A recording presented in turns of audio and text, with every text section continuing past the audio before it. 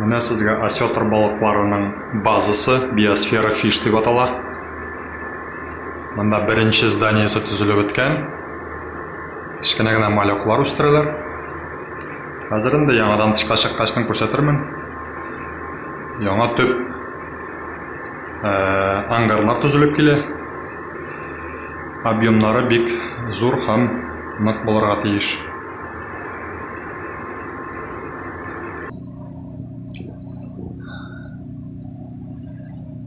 Зимняя горка дигән авылга таба Казаннан килсәк, Зимняя горка сулга борыла, монда уңга борылгачтан биосфера дигән питомник була. Шуның артында биосфера фиш, менә балыкка юнәлеш ясап, балык үрчетергә тырышырга. Монда шушындый зур гына грандиозный цехлар төзелә. Казанский государственный энергетический университетның филиалы да бар. Ягъни мәсәлән электриклар. Бусы балыкларга субстратлардыр инде. Теге якта питомник ана, агачлар, чыбыклар. Без генә тегермән фасоны ясаганнар моторлык өчендер инде.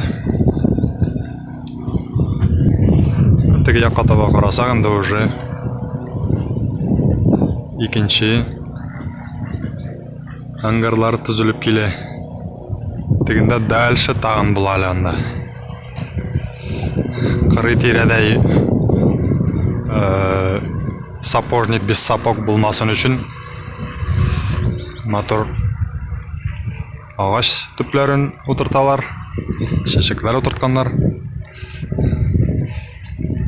Бик матур территория һәм бик тә бай дип әйтик инде. Бу булган оештырылган территория. Тегендә теплицаларына, монда вертолет төшәнде безнең хөрмәтле кунаклар белән.